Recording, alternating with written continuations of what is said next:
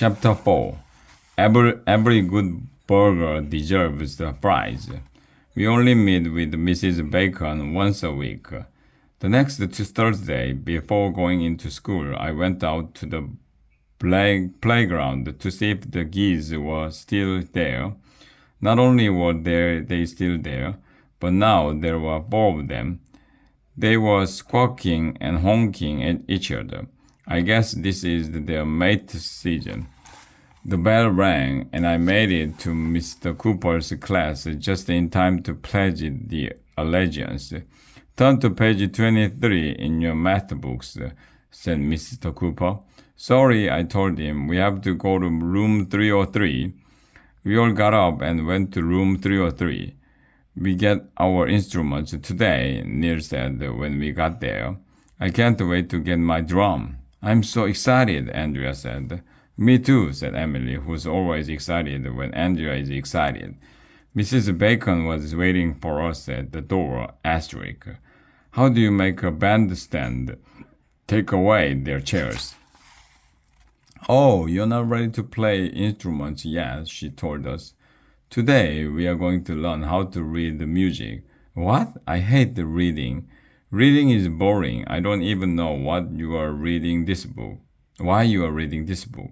I already know how to read the music, said Andrea, who loves letting everybody know that she knows stuff nobody else knows. I've been playing violin for 3 years. Don't you get tired? I asked. Mrs. Bacon went to the board and drew 5 lines and a funny-looking squiggle.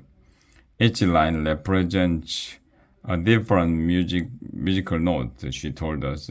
E, G, B, D, and F.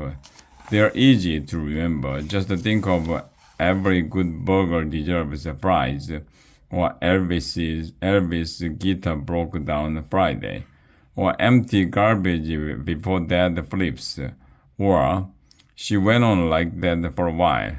Each space represents a different note too, continued Mrs. Bacon. F, A, C, and E. Just think of the word face. I didn't get it. One of the lines was the note F, and one of the spaces was also the note F. How can there be 2 Fs? This was starting to get confusing. Then Mrs. Bacon drew 5 more lines below the first 5 lines, and another funny-looking squiggle. Let's move down to the bass clef, she said. The lines here are G, B, D, F, and A. You can remember that by saying good burritos don't fall apart or great big dogs that bite animals. The spaces here are A, C, E, and G. You can remember that by saying all cows eat grass. Huh? What a clap! Playing video games is a lot easier than learning how to read music. This is called the rest, Mrs. Bacon said. Drawing a squiggly thing on the board, it means you take a little rest between notes. I'm not tired, I said. What if I don't want to take a rest? Andrea rolled her eyes. Let's talk about notes, said Mrs. Bacon, drawing on the board. This is a half note. There are whole notes, half notes, quarter notes, and blah, blah, blah, blah. By this time, I was totally confused. I started pretending my pencil was a rocket ship flying across my desk. Anytime you're bored at school, just pretend your pencil is a rocket ship. That's the first rule of being a kid. I don't get it, I said. Why would I want to play half of a note? I say, if you are going to play a note, you should play the whole note. My parents always tell me, if you are going to do something, you should do it right.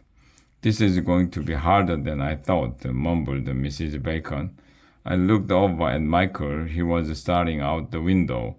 2 half notes equal 1 whole note, blah, blah, said Mrs. Bacon, and 4 quarter notes equal 1 blah blah. A whole note is 4 beats. A bit is blah blah, a half note is two blah blah, a quarter note one blah blah, an eighth note is a half blah blah blah. What a snooze fest. I had no idea what she was talking about. Then it hit me. To play music, you've got to do reading and math. It wasn't fair. The only reason I agreed to learn the tuba was to get out of reading and math.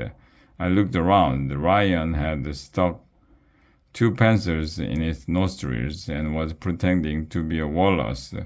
Neil crumpled up a piece of paper and was trying to balance it on his head.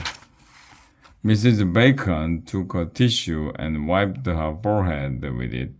Grown-ups are always sweating even when it's not hot.